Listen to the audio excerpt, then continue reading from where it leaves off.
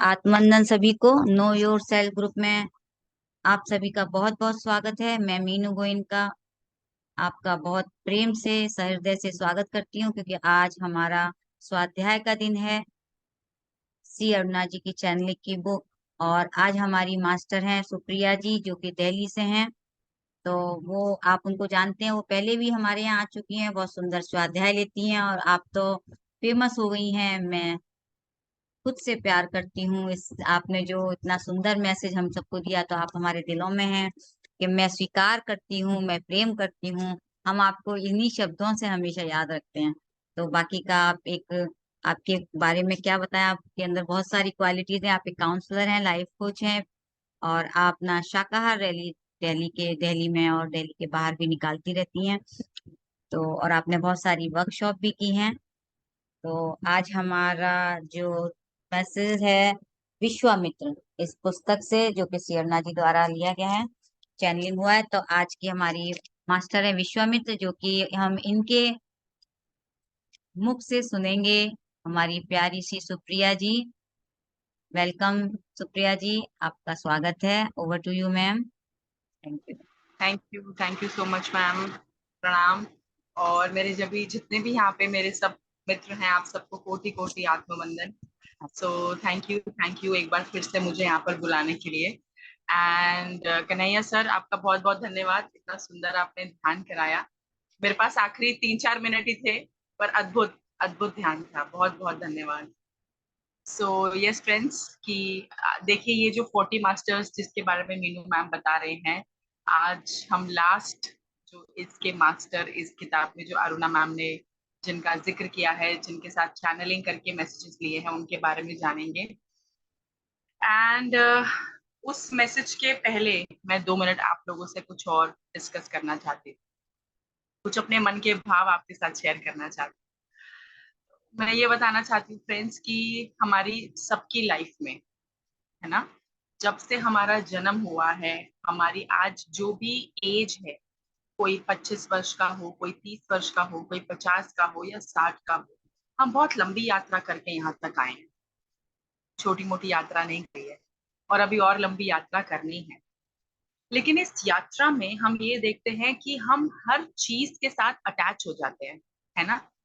यहाँ पर मैं ना तो बीवी बच्चों की बात करूंगी, ना पति पत्नी की बात करती हूँ, ना दोस्तों की, ना रिश्तेदारों की, पर हम हर छोटी चीज के साथ, यहाँ तक कि हम अपने खुद के मोबाइल फोन के साथ भी इतने अटैच होते हैं कि अगर हमारा मोबाइल फोन हमारी हाथ में 2 घंटे के लिए ना हो, तो ऐसा लगता है कि हमारी जो दुनिया है वो इधर से उधर हो गई।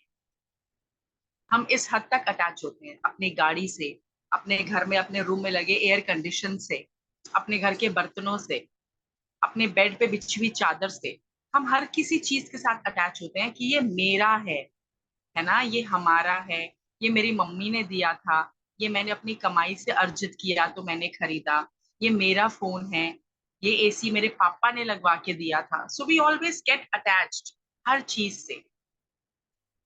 और सिमिलरली होता है कि यही अटैचमेंट हमारा फिर ह्यूमन बॉडी से भी होता है, हमारे मम्मी पापा से होता है, दादा दादी से होता है, भाई बहनों से, बच्चों से, पति पत्नी से होता है ना। आज हम ये अटैचमेंट की बात क्यों कर रहे हैं? क्योंकि ये जो अटैचमेंट है, ये जो मोह है ना, ये हमारा रूट है, रूट, जड़ है। और ये जो जड़ है ना, जब ये बहुत ज्यादा खराब होने लगती है, मोह ओवर हो जाता है, बहुत ज्यादा ये सड़ने लग जाती है, तो इसके ऊपर की सतह पे बाकी के विकार आ जाते हैं। काम, क्रोध, लोभ, मोह, अहंकार, ये सब कुछ बाद में आता है। मान लीजिए हमारे कन्हैया जी का मोबाइल फोन है, उनको अपने मोबाइल फोन से अधिक प्रेम है, क्योंकि वो मोबाइल फोन से ही सारी क्लासेस अटेंड करते हैं, सब कुछ लेते हैं।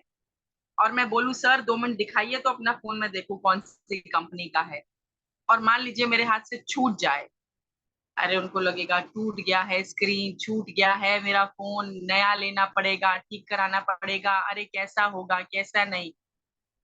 तो वो जो अटैचमेंट था उनके साथ, उनको अपने मोबाइल के साथ, वो मोह, वो अटैचमेंट ही उनके अंदर क्या पैदा करेगा?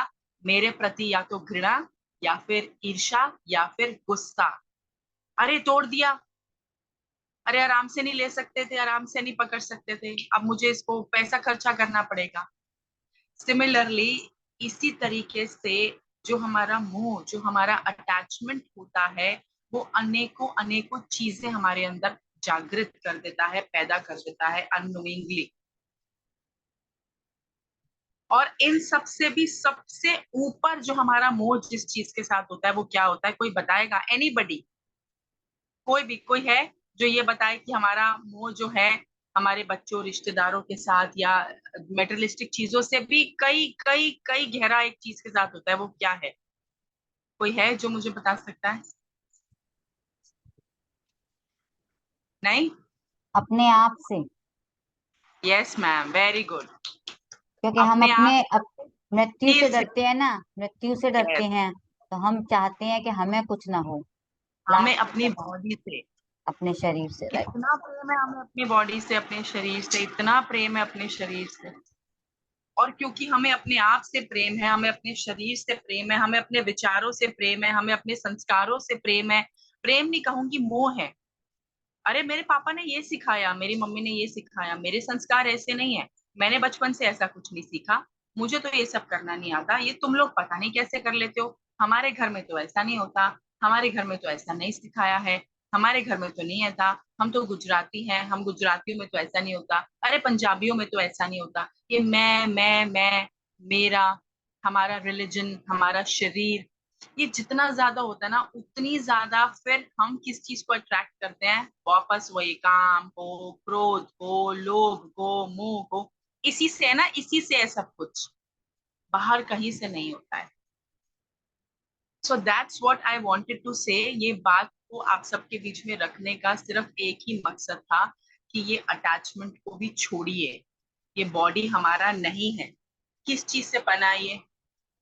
पांच, है ना, पंच महाभूतों से बना है, अग्नि, आकाश, वायु, जल, पृथ्वी।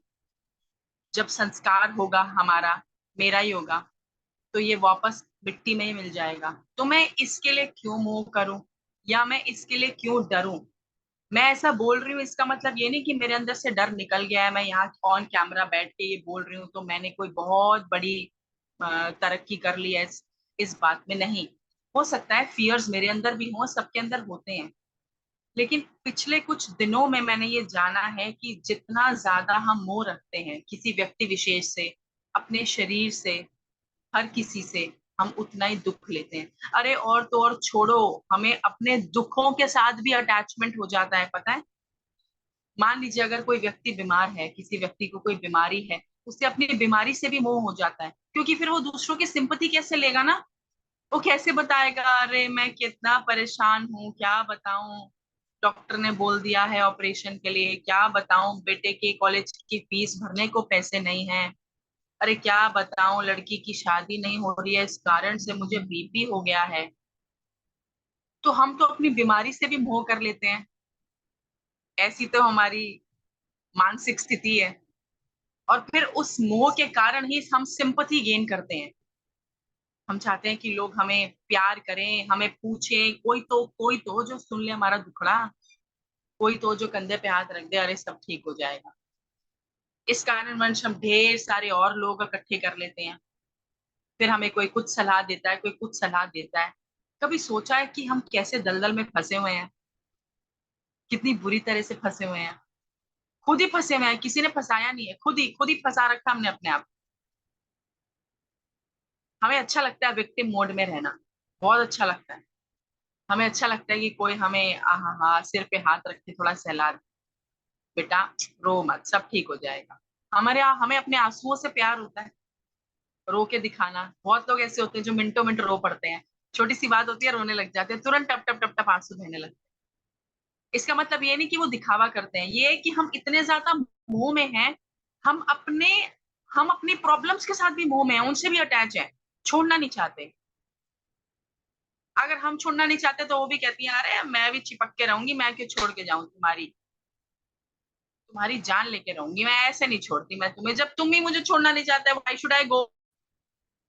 और फिर हम पत्री जड़ जैसे महान गुरु, महान दोस्त, हनुमान जी, ओशो, साईं बाबा, जितने महाअवतार बाबा जी, है ना, ये जो हमारे श्री कृष्ण, फिर हम ऐसे महान बड़े बड़े मास्टर्स के आगे भिखारी बन के रह जाते हैं, कुछ करो हमसे नहीं हो रहा। हम खुद ही नहीं करना चाहते तो वो क्या मदद करेंगे हमारी। मुझे नहीं पता कि आज इस ग्रुप में ये मैसेज किसके लिए था, पर द मोमेंट आई ज्वाइंट तब मुझे ऐसा लगा, मेरे अंदर से आवाज आई कि आज आपको मोह के बारे में बताना है। हाँ हम ठीक है, हम 40 मास्टर्स का मैसेज लेंगे, लेकिन यस मैम, लेकिन हमको ये अपने अंदर खुद से निकालना ही होगा ये। अगर थोड़ा सा भी, जैसे फॉर एग्जाम्पल मैं आपको बताती हूँ कि यहाँ पे इतने सारे लोग हैं इंक्लूडिंग मूल। जैसे मुझे कुछ समय पहले, लगभग मुझे 12 या 13 मई के आसपास डायग्नोस हुई कुछ चीजें। मेरे को हाई बीपी निकला, मुझे प्री डायबिटिक्स निकला, फैटी लीवर निकला। तो जब मुझे हाई बीपी निकला था, मेरा बीपी था 180, 110, 190, 100, इतना हाई। तो एक दवाई आती है जिसका नाम है टेल्मा 40।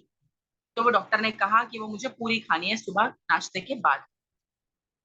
मेरे मम्मी पापा को ये बात पता चला, मेरी मदर इन लॉ को ये बात पता चली, तो उन्होंने कहा अरे बेटा, अभी से अब तो ये सारी जिंदगी नहीं छूटेगी। अब कहाँ छूटेगी ये, नहीं छूटेगी। सारी जिंदगी बीपी की दवाई खानी पड़ती है, सारी जिंदगी शुगर की दवाई खानी पड़ती है। हम भी खा रहे हैं, आज तक 25 साल हो गए, 30 साल हो गए।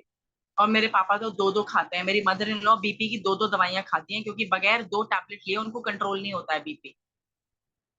और आप जानते हो, मैंने बीपी को कहा, बीपी तुम्हारी ऐसी की तैसी, तुम कैसे नहीं छोड़ोगे मुझे, ऐसे कैसे मैं तुम्हें चिपका के रखूं, भाई मुझे चाहिए ही नहीं। हाँ मुझे समझ आ गया कि वो किस वजह से मेरे पास आया, रियलाइजेशन हो गया, समझ आ गया।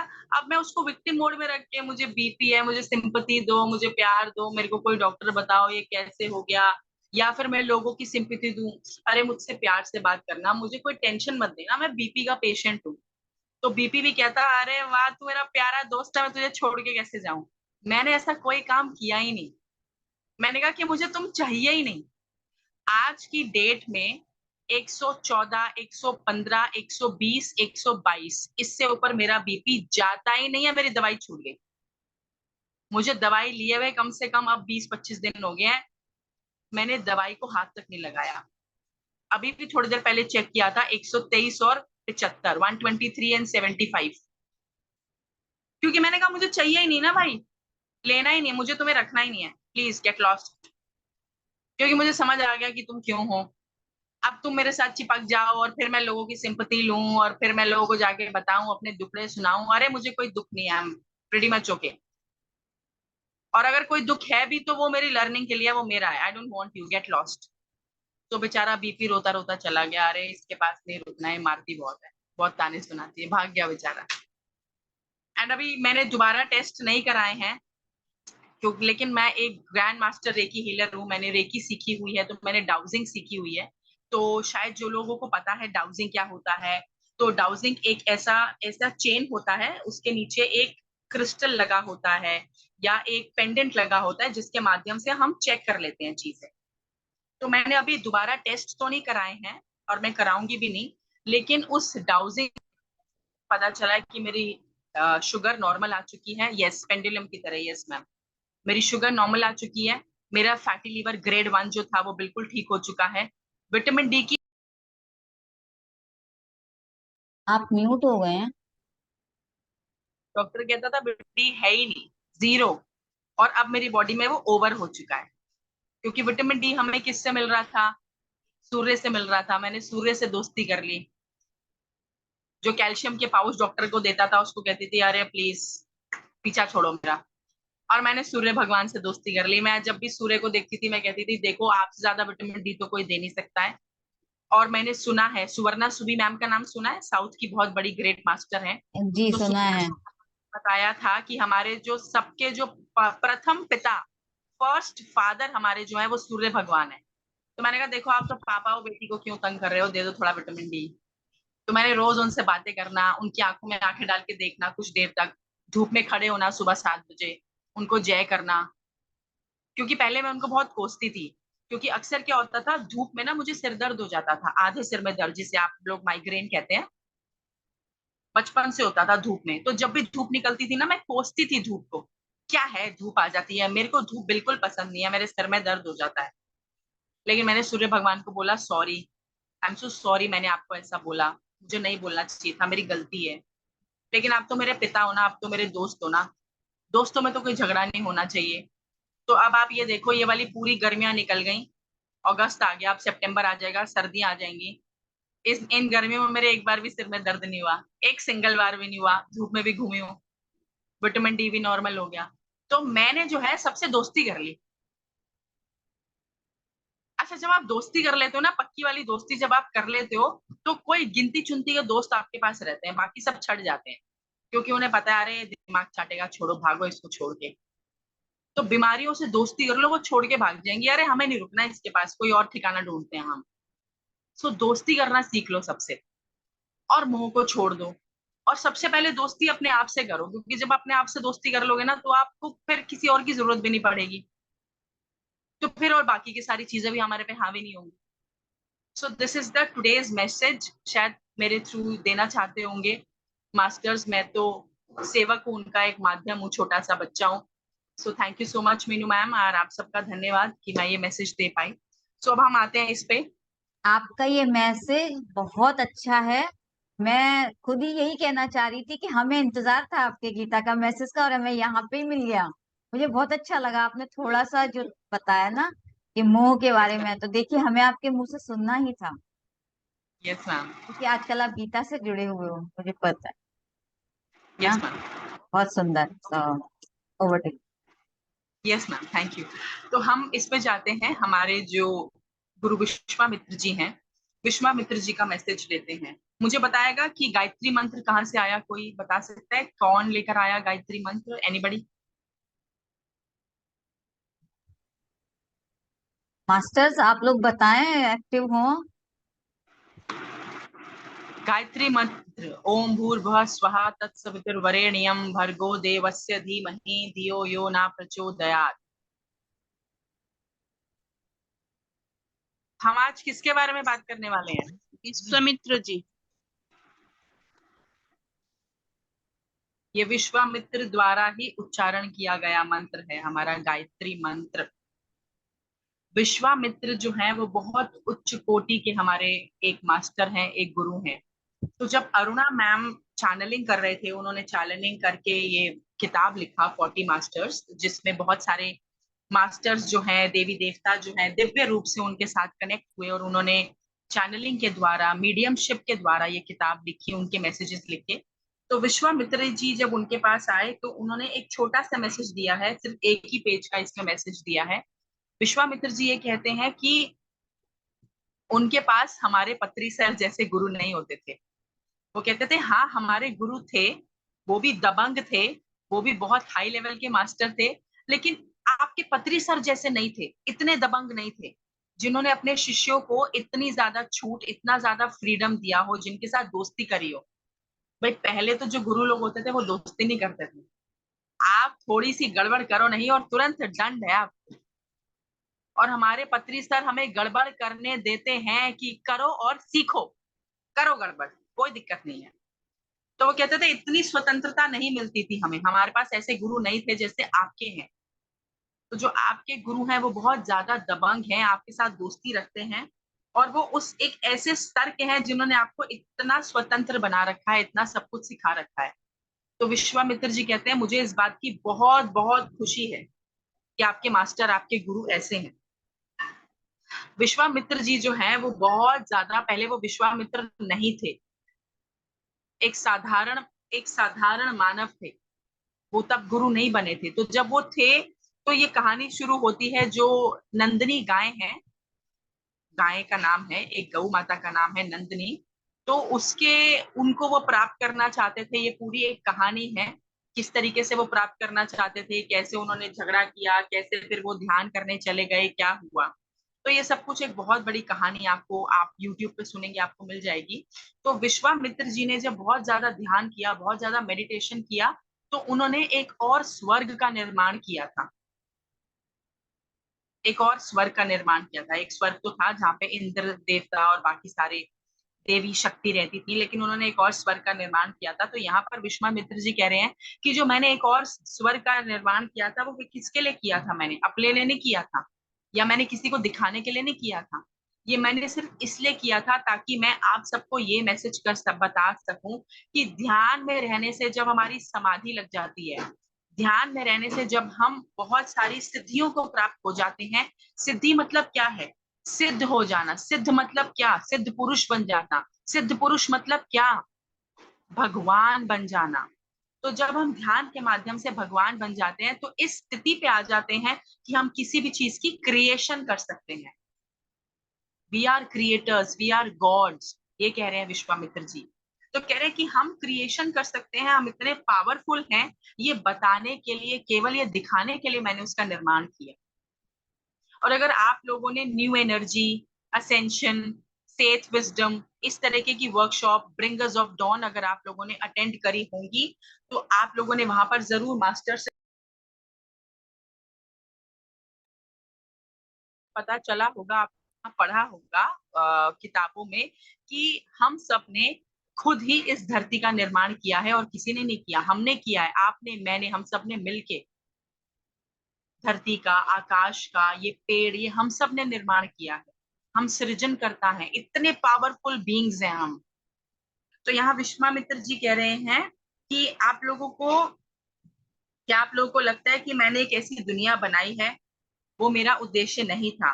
वो कह रहे इसका उद्देश्य लोगों को यह दिखाना था कि मैं एक सामान्य व्यक्ति था जिसने ध्यान और ज्ञानोदय के माध्यम से यह प्राप्त किया।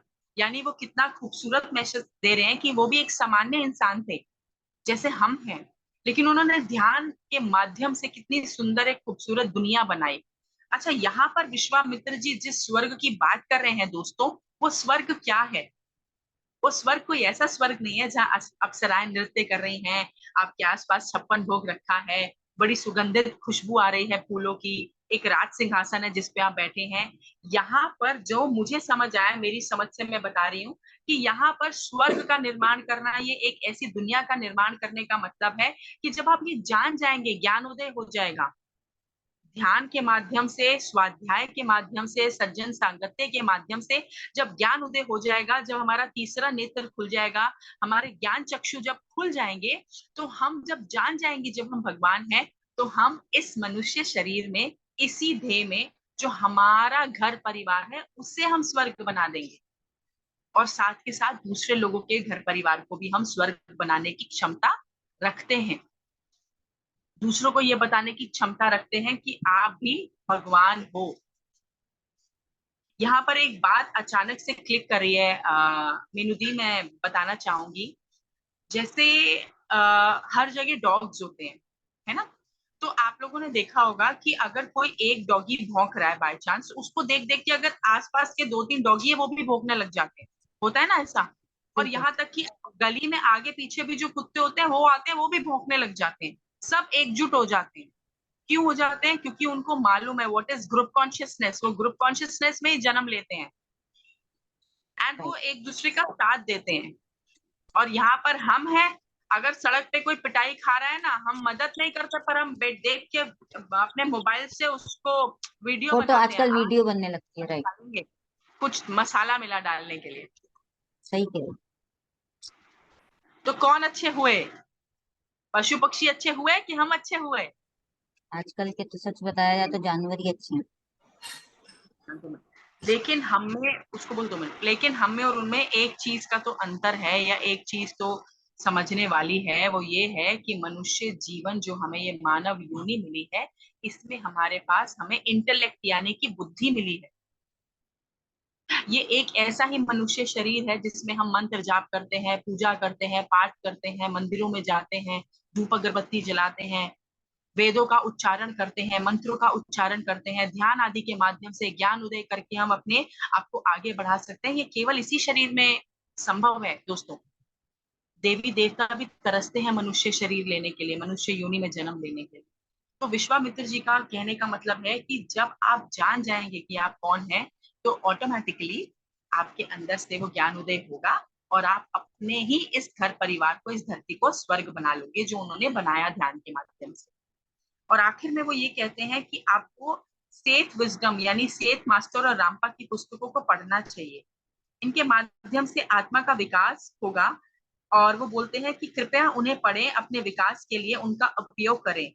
निश्चय ही कुछ समय में तुम मेरे जैसे विश्वामित्र बन जाओगे, इसमें कोई शक नहीं है। यही आपकी पुस्तक के लिए मेरा संक्षिप्त संदेश है। वो कहते हैं सेठ विज्ञान की पुस्तकें पढ़ें, रामपा की पुस्तकें पढ़ें, और जब आप पुस्तकें पढ़ेंगे, जब आप स्वाध्याय करेंगे, तो ऑटोमेटिकली आपके अंदर कुछ जागृत होगा। और जब आपके अंदर कुछ जागृत होगा, उस जागृत होने के माध्यम से कुछ ही समय में आप भी विश्वामित्र बन जाएंगे। विश्वामित्र संपूर्ण विश्व के मित्र हैं वो, अपने आप के मित्र हैं वो। मित्रता करना सीखा उन्होंने।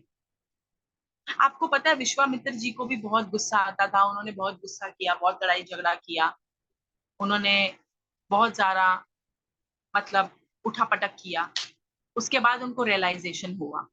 तो ऐसा ही लड़ाई झगड़ा, ऐसा ही उठापटक हम भी तो करते हैं। It's okay, no problem.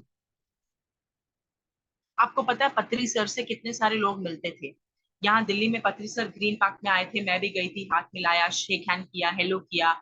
Sir की कमर में हाथ डाल के मैंने फोटो खिंचवाई, सर की टांगे दबाई, घुटने दबाए। आपको पता है कि जब मैं सर की टांगे दबा रही थी और सर मुझे ऐसे करके देख रहे थे, आधी खुली आधी बंद आंखों से, जब उन्होंने मेरे भीतर झांका होगा, क्या उन्होंने ये नहीं देखा होगा कि हाँ ये बच्ची झूठ बोलती है? क्योंकि मैं बोलती थी झूठ, आज भी कभी कभी बोल देती हूँ। क्या उन्होंने मेरे अंदर ये नहीं झांका होगा कि इसके अंदर काम बहुत है? क्या उन्होंने मेरे अंदर ये नहीं झांका होगा कि इसके अंदर क्रोध बहुत है, इसके अंदर ईर्ष्या है? क्या उन्होंने मेरे अंदर ये नहीं झांका होगा कि कॉलेज में मैंने अपने पापा की जेब में से 2000 रुपए का नोट चुराया था?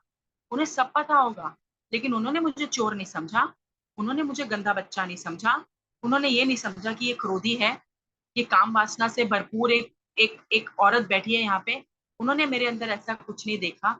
उन्होंने क्या देखा मेरे अंदर? दिव्यता। उन्होंने देखा मेरे अंदर भगवत स्वरूप, उन्होंने मेरे अंदर देखा सच्चिदानंद स्वरूप, क्योंकि वैसा वो खुद है। तो जब उन्होंने जो अपने अंदर है वो मेरे अंदर देखा, और जब वो मेरे अंदर देखा, तो ऑटोमेटिकली उनकी आंखों के देखने से वो स्पार्क मेरे अंदर जागृत हो गया। मैं भी वैसे बनने की कोशिश कर रही हूँ, और धीरे धीरे हम सब पत्री सर जैसे ही बन जाएंगे। उसको बोल 2 मिनट बस, समय जरूर लगेगा लेकिन बन जाएंगे। मैम मुझे 2 सेकंड दीजिए, 2 सेकंड। मास्टर्स, कितना सुंदर मैसेज है कि पत्री सर ने हमें अब एक नजर से देखा और हमें परिवर्तन आने लगा, क्योंकि उन्होंने वही देखा वो जो देखना चाहते थे। अगर हम किसी के अंदर कमियां देखते हैं तो हमें दूसरों में कमियां बहुत जल्दी दिख रही हैं। बिल्कुल सही बात। तो बहुत सुंदर मैसेज है। और सुप्रिया जी जो हमें बता रही हैं कि हमें दूसरों के अंदर कमियां नहीं देखनी चाहिए, जो हम खुद होना चाहते हैं हमें वही देख। और एक बात वो भी बताई, अच्छी बताई उन्होंने कि हम अपनी हर एक चीज को गाते रहते हैं, उसको छोड़ने की इच्छा ही नहीं करते हैं, उसको पीछे छोड़ दो, हुआ जो हुआ आगे की चलो, वो नहीं, पीछे का ही गुनगुनाते गीत रहते हैं। गाते रहते हैं, मतलब यही उन्हीं बात, बातों को दोहराते रहते हैं हाँ, बार बार। यही सही बात बात। मैंने अपने फैमिली में अब तक मैं ध्यान में आ गई तो मुझे उस बात की परवाह नहीं है, अब मुझे मतलब एहसास भी नहीं होता है। लेकिन जब मैं अपनी फैमिली में सुनती हूँ तो वही वही बोलते हैं, क्योंकि तो कहते हैं ना, हम जो वो बोलते लगता हैं है वो कि मल्टीपल होके छोड़ना आती ही है, नहीं एनर्जी है, चाहते, बार बार बोलते हैं। राइट, चलिए वो सुप्रिया जी आ छोड़ना ही गई नहीं हैं। चाहते, उसको पकड़ के हाँ, रखना चाहते हैं। बिल्कुल हमें सब कुछ छोड़ देना है। बिल्कुल बिल्कुल। चलिए, ओवर टू सुप्रिया जी। तो बस यही विश्वामित्र जी का मैसेज था। तो हमें इस मैसेज से ये सीखने को मिलता है कि हमें भी उनकी तरह ही बनना है। और कितनी बढ़िया बात उन्होंने कहा है। 2 ही बातें उन्होंने बोली हैं जो पत्री सर बोलते हैं कि ध्यान, सज्जन संगति और स्वाध्याय करो। पहली बात विश्वामित्र जी ने हमें ये सिखाई है। और दूसरी बात उन्होंने हमें ये सिखाई है कि विश्वास करना सीखो कि आप भगवान हैं, आप सृजन करता है, तभी आप अपने आसपास सृजन कर पाएंगे बहुत कुछ। मैं जानती हूँ रोजमर्रा की जिंदगी में ऐसा बहुत कुछ होता है दोस्तों, जो हमें वापस लेट डाउन कर देता है। आप अकेले नहीं हो, सबके साथ ऐसा होता है। आज आपने मेरे से बात करी, मैंने आपसे बात करी, हम सब ने इकट्ठे ध्यान किया, हमने इस प्लेटफॉर्म के माध्यम से इतना सुंदर ये मैसेज लिया। ये मैसेज हमारे दिमाग में रहेगा, हम इसके बारे में सोचेंगे। अभी हम सोच रहे हैं कि हाँ कितना अच्छा मैसेज मिला आज, हमें हमें कितना सब कुछ सीखने को मिला। लेकिन हो सकता है कि 1 हफ्ते के बाद कुछ ऐसा हो जाए कि आप लेट डाउन हो जाओ। क्या लाइफ है मेरी, मैं कब निकलूंगी अपनी बीमारी से बाहर, कब होगी मेरे बच्चे की शादी, मेरे हस्बैंड तो दारू पीना छोड़ते ही नहीं है, मेरे बच्चे तो नॉनवेज खाना छोड़ते ही नहीं है, मैं उनको कितना समझाऊं, कब बनेगा मेरा घर, मैं कब तक किराए के घर पे बैठी रहूंगी। अरे मेरी आंखों का नंबर तो बढ़ता ही जा रहा है, क्या करता हूँ मैं कैसे ठीक कर सकता हूँ अपनी आंखों को, मैं कुछ नहीं समझ पा रहा। हे प्रभु, मैं क्या करूं। पत्री सर, मैं बहुत कोशिश करता हूँ मेरी सिगरेट छूट जाए, पर मेरी सिगरेट नहीं छूट रही।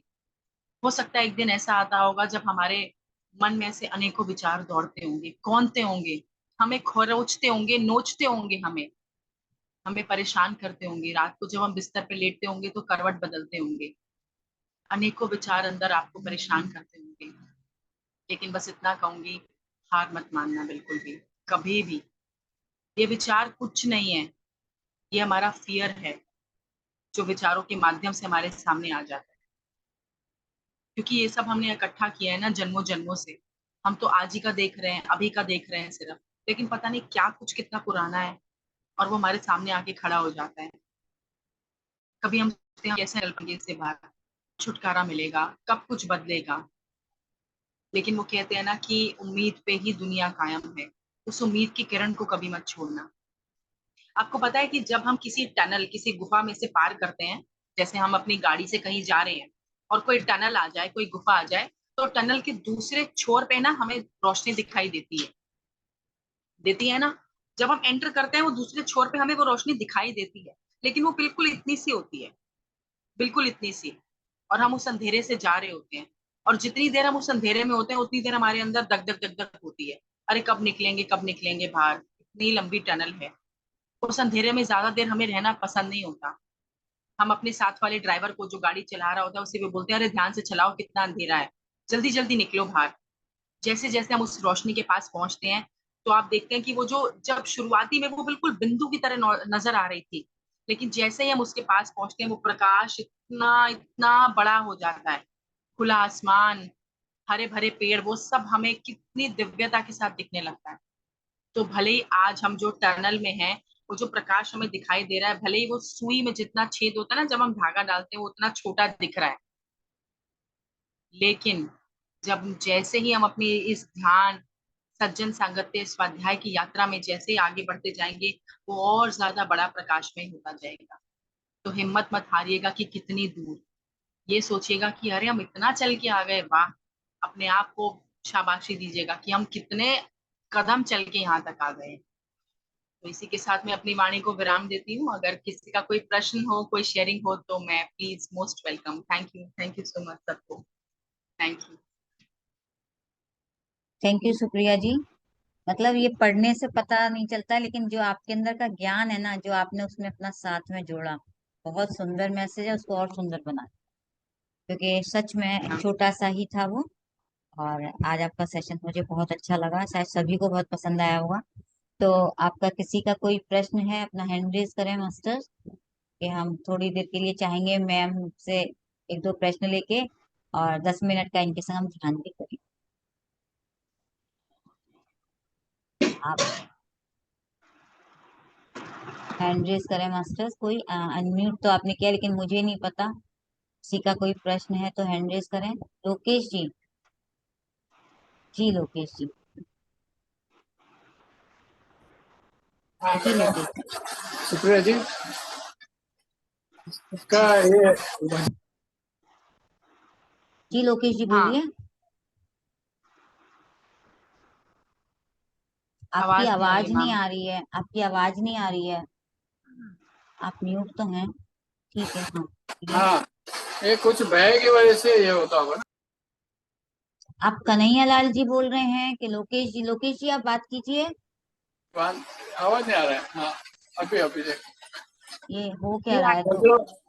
जो कन्हैया भय से लाल जी भी बोल रहे हैं, लोकेश जी भी बोल रहे हैं, कोई बात नहीं, कन्हैया लाल जी आप लोकेश बोलिए। जी तो बोल रहे हैं, लेकिन उनका आवाज नहीं आ रहा है। हाँ कन्हैया लाल जी आप बोलिए। हाँ हाँ, अभी आ रहा है आवाज। हम्म। जी सर बताइए। ये जो हम लोग गुफा से देख रहे थे ना, तो एक छोर से गए, बाहर से प्रकाश दिखाई दिया, लेकिन डर पैदा होता है ना अंदर ही अंदर। छोटा सा जी जी भय रहता है अपने अंदर, उसमें जी सर। तरक्की में रुकावट है ना। कौन सी वजह है जी वो? बिल्कुल। भय की वजह है कि क्या दूसरा कुछ है? भय की वजह, भय की वजह यही तो है, हमारा मोह। अपने आप से कुछ हो तो नहीं जाएगा, हम मर तो नहीं जाएंगे, हम इस गुफा में लेकिन फंस तो अपने नहीं को जाएंगे। बिलीफ सिस्टम में डालना चाहिए ना, बिलीव में होना चाहिए, बिल्कुल। विश्वास, बिलीव और होना चाहिए ना।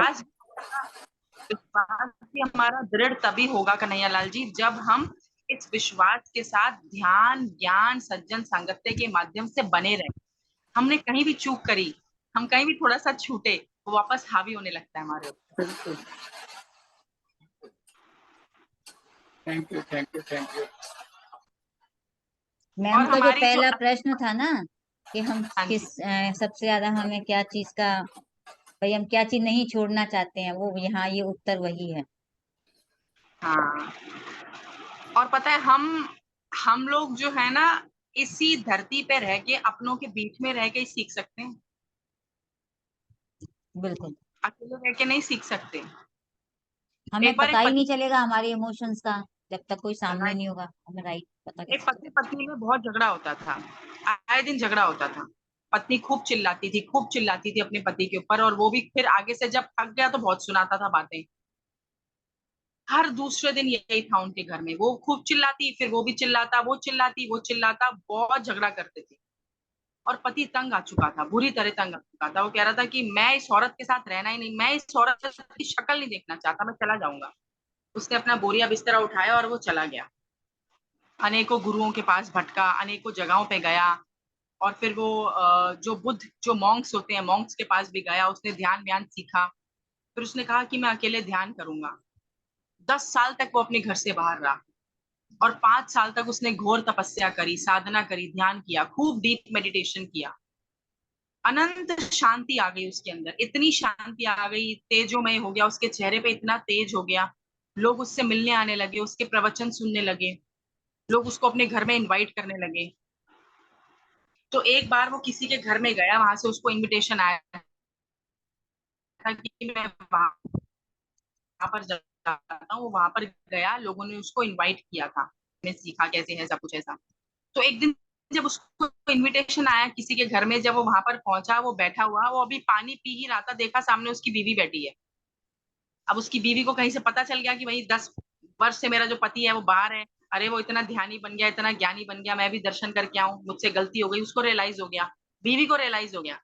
लेकिन जैसे ही उसने अपनी बीवी का चेहरा देखा, उसने कहा, तुम क्या कर रही हो यहाँ पे, तुम्हारी हिम्मत कैसे हो गई, तुमको छोड़ के तो मैं भागा था, तुम्हारी वजह से तो मेरी जिंदगी खराब हुई थी, तुम यहाँ पे किस लिए आ गई हो, मैं तुम्हारी शक्ल नहीं देखना चाहता। और देखो, जिसने 10 साल ध्यान किया, उसका आपा कैसे छूट गया। और बीवी जो संसार में थी, उसको रियलाइजेशन हो गया कि मेरे से गलती हो गई, मुझे चिल्लाना नहीं चाहिए। दोनों के साथ इसी संसार में, क्योंकि वो इसी पूरे दुनिया में, टाइम उसके इन्हीं लोगों दिमाग के में थी। बीच। हाँ, क्योंकि वो पूरे टाइम उसके दिमाग में थी, छोड़ नहीं पाया था वो उसे। हाँ, यही बात है ना, हम चाहते बिल्कुल हैं यही बात उससे है। पिंडा छुड़ा ले, लेकिन हम छुड़ा नहीं पाते। ऐसे कि हम किसी से भाग जाएं, हम भाग नहीं सकते, इतना आसान नहीं है। हम साथ में रहकर अगर अपने विचारों पे और उसके संग अगर अच्छा व्यवहार रखेंगे, तो हम फिर भी उससे आसानी से, लेकिन हम चाहेंगे उससे दूर भाग जाएं और हम घर छोड़ के भाग जाएं, तो सारा दिन ज्यादा विचारों में रहता है, मेरे हिसाब जी से, जी। मुझे ऐसा लगता आप लोग सब राजस्थान के, मतलब जयपुर के रहने वाले हैं आप लोग सब? है। नहीं, यहाँ सब सब अलग लोग? अलग जगह से हैं, जैसे जूम पे मीटिंग में सब अलग अलग जगह से मिले हुए हैं।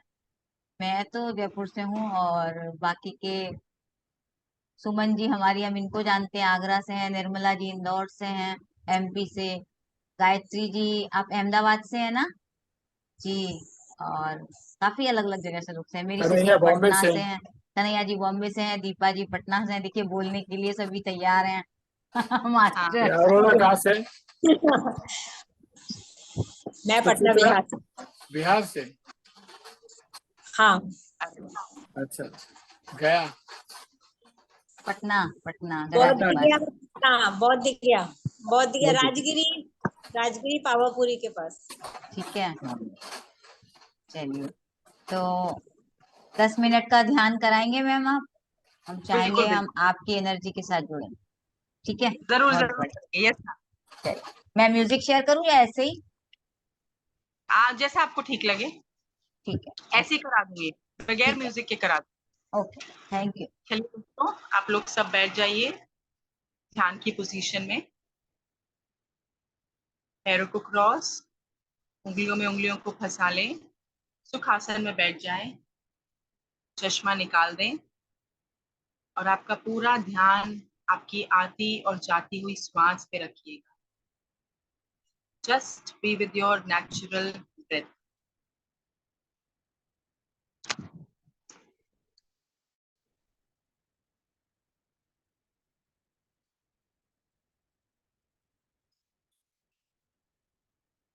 दोस्तों, जब आपको कहा जाता है कि आपको अपनी सांसों पे ध्यान रखना है, तो हम अपनी बंद आंखों से, हमारे जो दिव्य चक्षु होते हैं, उनसे हम अपनी सांसों को देखते हैं कि सांस बाहर जा रही है, सांस भीतर आ रही है। लेकिन आज मैं चाहूंगी कि आप इस ध्यान के माध्यम से अपने आप को भीतर से देखिए कि क्या आप ये शरीर हैं? ये हाथ, ये पैर, ये मुंह, ये चेहरा, ये कंधे, ये छाती, पीठ, क्या ये आप हैं? आप कौन हैं? मैं कौन हूं? मैं शरीर में कहाँ रहता हूँ? क्या मैं मस्तिष्क में रहता हूँ? क्या मैं हृदय में रहता हूँ? क्या मैं अपने पेट में रहता हूँ? मैं पैर में रहता हूँ? मैं पीठ में विराजमान हूँ? मैं कौन हूँ और मैं कहाँ स्थित हूँ इस शरीर में? मैं क्या हूँ? ढूंढिए जरा अपने आप को।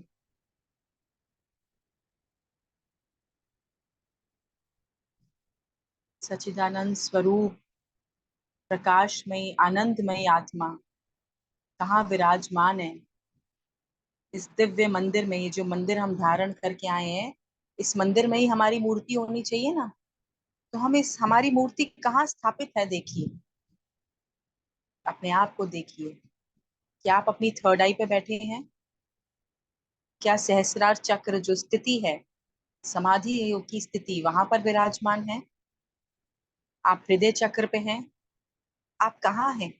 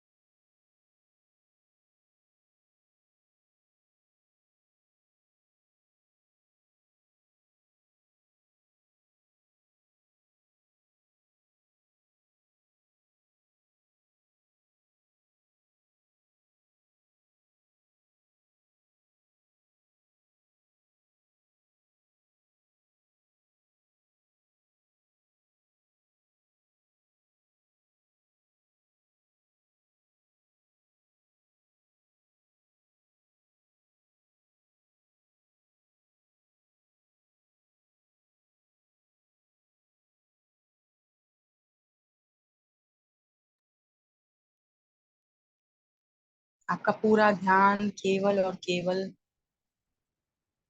अपने सच्चे स्वरूप को देखने में होना चाहिए।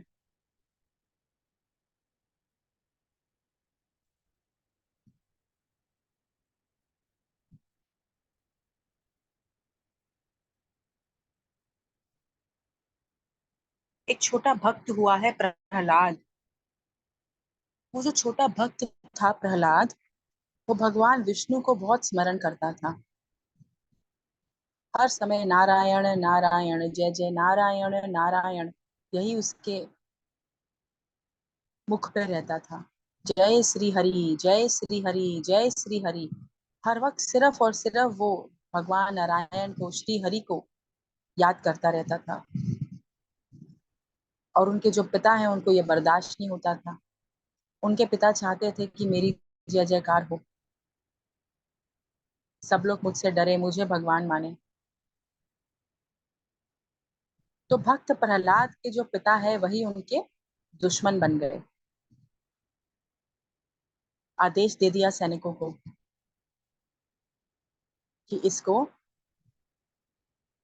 तेल में, गरम तेल में, कढ़ाई में इसको डाल दिया जाए। कुछ छोटा सा 5 वर्ष का भक्त प्रहलाद हंसता हंसता कढ़ाई में जाके बैठ गया। जय श्री हरि, जय श्री हरि, जय श्री हरि, बस यही जपता रहा। जय जय नारायण नारायण हरि हरि, स्वामी नारायण नारायण हरि हरि, बस यही जपता रहा। और देखते ही देखते वो जो गरम तेल था कढ़ाई में, वो फूलों में बदल गया। बहुत सुगंधित गुलाब के फूल उस कढ़ाई में आ गए और वो फूलों के बीच में वो बच्चा बैठा है, चारों तरफ फूलों की सुगंध। अब उनके पिता हिरण्यकश्यप, उनको बर्दाश्त नहीं हुआ, ये पता चला। उन्हें समझ नहीं आई कि इसको हराया जाए तो कैसे हराया जाए। वो ठान चुके थे कि मैं अपने बच्चे को छोड़ूंगा नहीं। उन्होंने सैनिकों को फिर आदेश दिया, ले जाओ इसे और समुद्र में जाके फेंक दो। ऊंचाई से फेंकना कि ये किसी चीज से टकरा के और है ना मर जाए, वापस ही ना आए।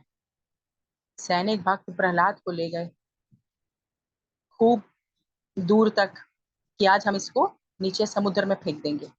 बड़ी ऊंची जगह से उन्होंने उसको बेड़ियों से बांध के फेंक दिया। जैसे उनको फेंका और भक्त प्रहलाद नीचे गिरे, फिर से जय जय नारायण नारायण हरि हरि, स्वामी नारायण नारायण हरि हरि, ऐसे वो फिर से बोलने लग गए। तो जब वो नीचे गिरे समुद्र में, वो कहीं और नहीं गए, वो सीधा शेष नाग पे लेटे हुए थे हमारे नारायण प्रभु, उन्हीं की गोदी में जाके गिरे। प्रभु ने उसकी बेड़ियां खोली, उसको प्यार किया, दर्शन करे कि मेरा कितना सुंदर भक्त है, इतनी आस्था, इतना विश्वास। माता लक्ष्मी ने भी उसके माथे को चूमा और वापस उसे ऊपर भेज दिया। वो हंसता हुआ फिर अपने घर लौट चला गया। अब हिरण्यकश्यप को देख के फिर गुस्सा चढ़ा, अरे ये फिर लौट आया है, हद हो गई है। ये तो मैं ये तो सुधर ही नहीं रहा है। उन्होंने फिर युक्ति लगाई, अब मैं इसे छोड़ूंगा नहीं, फिर कुछ करता हूँ। उन्होंने अपनी बहन को बुला लाया, होलिका। उनकी बहन को वरदान था कि अग्नि उन्हें जला नहीं सकती। तो हिरण्यकश्यप ने कहा कि भाई आप चिंता मत करो, मैं इसको अपनी गोदी में बिठा के, आप चिता सजाना, उस पे मैं बैठूंगी, इसको मैं अपनी गोदी में बिठा लूंगी और आप अग्नि लगवा देना। मुझे तो अग्नि जला नहीं सकती, लेकिन ये भस्म हो जाएगा। हिरण्यकश्यप बहुत खुश हुआ कि इस बार तो अंत निश्चित है प्रहलाद का, अब नहीं बचेगा। उन्होंने ऐसा ही किया। उन्होंने लकड़ियों से एक चिता बनाई, होलिका को उस पर बिठाया, होलिका की गोदी में भक्त प्रहलाद, और होलिका के पास एक दिव्य शॉल, जैसे शॉल होती है, कपड़ा होता है, वो था जिसको उसने ओढ़ लिया, जिससे अग्नि का उसके ऊपर कोई असर ना हो। अग्नि लगा दी गई। जैसे ही अग्नि लगाई, उससे पहले ही भक्त प्रहलाद आंखें बंद करके ध्यान की अवस्था में बैठ गए, हाथों पैरों को क्रॉस करके, और एक ही बात फिर से, जय श्री हरि, जय श्री हरि, बस वो यही बोलते रहे। जय जय नारायण नारायण हरि हरि, स्वामी नारायण नारायण हरि हरि। और देखते ही देखते क्या हुआ, भक्त प्रहलाद बिल्कुल सही सलामत बैठे रहे और होलिका का दहन हो गया, जिसे हम होली के त्योहार पे एक दिन पहले होलिका दहन करते हैं। और सभी ने उसी राख से, वो जो होलिका का दहन हुआ, उससे होली खेली थी। भक्त प्रहलाद फिर बच गया। हिरण्यकश्यप के गुस्से का कोई ठिकाना नहीं, बहुत गुस्सा, वो इम्पेशेंट होता जा रहा था।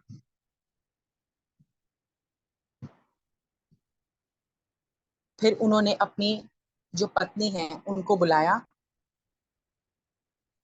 जिस दिन भक्त प्रहलाद का जन्मदिन था, अपनी पत्नी से बोला कि तुम इसके जन्मदिन पे हर साल खीर बनाती हो, इस बार जब तुम इसको खीर अपने हाथों से खिलाओगी, ये जहर उसमें मिला दिया है, तुम्हें ये उसको देना होगा। अब माँ जहर कैसे दे अपने बच्चे को। वो बहुत रोई, बहुत गिड़गिड़ाई कि आप ऐसा मत करिए, लेकिन हिरण्यकश्यप ने एक न सुनी। वो बोले कि तुम मेरी पत्नी हो, तुम्हें पत्नी धर्म का पालन करना पड़ेगा, ये मेरा आदेश है।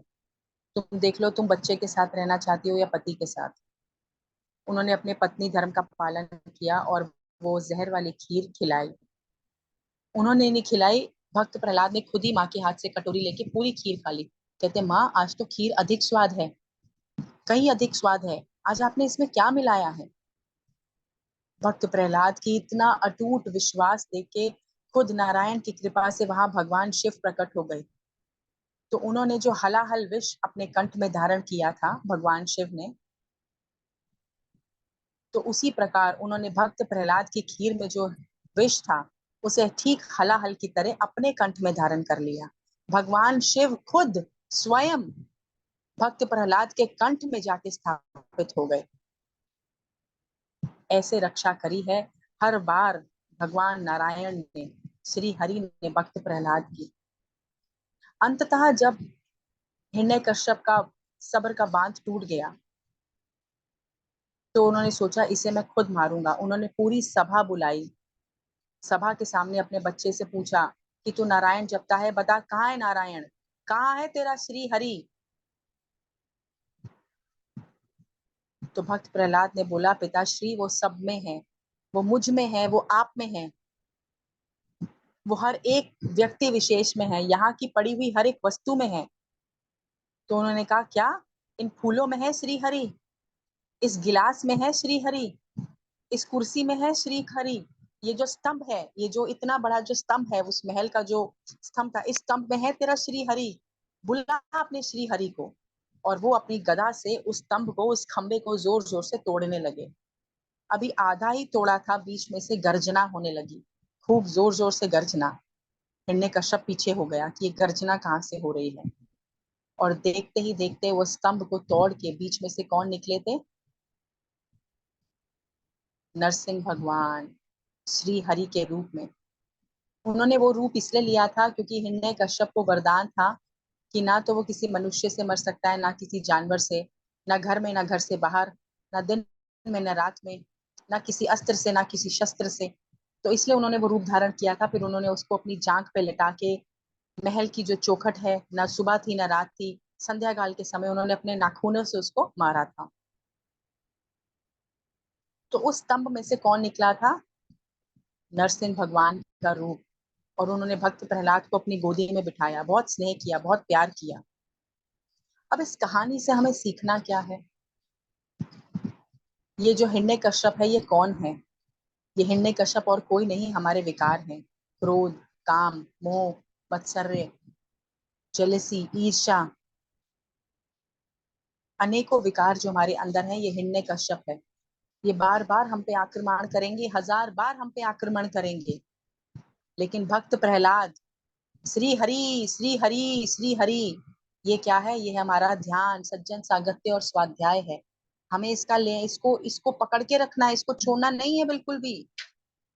जय श्री हरि, जय श्री हरि, जय श्री हरि। ये कौन है? श्री हरि। श्री हरि है ध्यान, श्री हरि है सज्जन सांगत्य, श्री हरि है स्वाध्याय। इसे पकड़ के रखना है। और जितना ज्यादा कस के हम पकड़ेंगे, जितना ज्यादा दृढ़ विश्वास के साथ हम इसको पकड़ के रखेंगे, जैसे उस स्तंभ के अंदर से नारायण रूप निकले, ऐसे आपके बैठे इस शरीर के अंदर से खुद आप नारायण स्वरूप में बाहर निकलेंगे दोस्तों। तो अपने उस नारायण स्वरूप को जागृत करिए। इस आखिरी 2 मिनट में मैं कुछ नहीं बोलूंगी, केवल उस नारायण स्वरूप को अपने भीतर महसूस करिए। आखिरी 2 minute.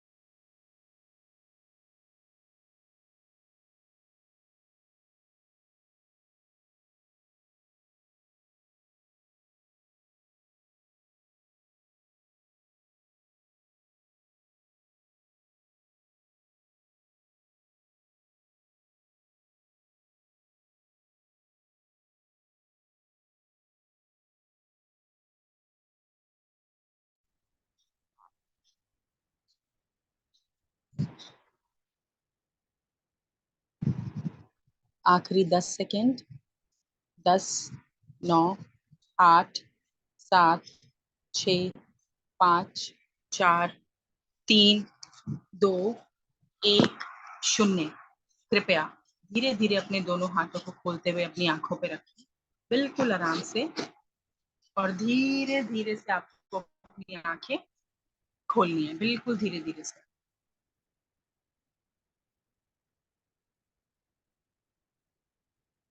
Thank you, thank you, thank you, धन्यवाद। बहुत सुंदर ध्यान। आप सबको एक बार फिर से कोटि कोटि प्रणाम। Thank you. Thank you ma'am, thank you, beautiful. बहुत सुंदर सेशन, बहुत सुंदर ध्यान। Thank you 10 thank you minute thank you 10 madam. Minute के अंदर आपने हमें भगवान के दर्शन ही करा दिए। अरे साक्षात भगवान है वो, ये तो देवी भगवान माता है। के अवतार है। बिल्कुल मेरे तो उसमें बिल्कुल रूप सही। दिखाई दे रहा है उनका।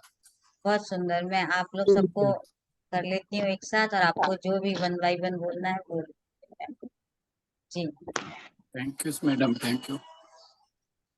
थैंक यू सुप्रिया जी, बहुत अच्छा Thank you. ध्यान, ज्ञान बहुत अच्छा। आज तो आपने बहुत अच्छा किया, सब बहुत अच्छा ज्ञान दिया, सब कुछ बहुत बढ़िया, ध्यान भी, ज्ञान भी, सब कुछ आज बहुत नॉलेज दी। Thank you, Thank you, Supriya ji, बहुत ही अच्छा, बहुत अच्छा। Priya ji, thank you.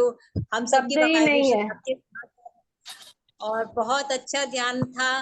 और मैं तो सांसों के साथ हरी हरी बोल रही थी, लग रहा है एकदम हाँ। ध्यान में। और भगवान के भी दर्शन हो गए। Thank you, thank you, thank you, thank you, thank thank you, thank you. Thank you. बहुत 1 घंटा ध्यान लगता तो समाधि लग जाती। बिल्कुल। नहीं और वाकई में एकदम। आप जल्दी वाकई जल्दी आया करिए सुप्रिया जी, जी। जरूर जरूर मैम। बिल्कुल बिल्कुल बिल्कुल। बिल्कुल। हाँ। आपकी आपकी वॉइस बहुत प्यारी है। हम्म, बहुत मिठास है आपकी बहुत। आवाज में। बहुत बढ़िया, थैंक बहुत बढ़िया। Thank you, thank you, thank you, thank thank you, you. आज मुझे मौका मिला यहाँ। थैंक यू मीनू दी, इतनी सारी ब्लेसिंग्स थैंक यू मिली मैम, इसीलिए मैंने कहा सबको एक साथ मिल लो। बिल्कुल, थैंक यू, थैंक यू। बहुत अच्छा, बहुत थैंक अच्छा ज्ञान, बहुत ज्ञान, बहुत ही अच्छा। आज तो जो भी बोला बहुत अपने ही ऊपर बोला था। हाँ, जी।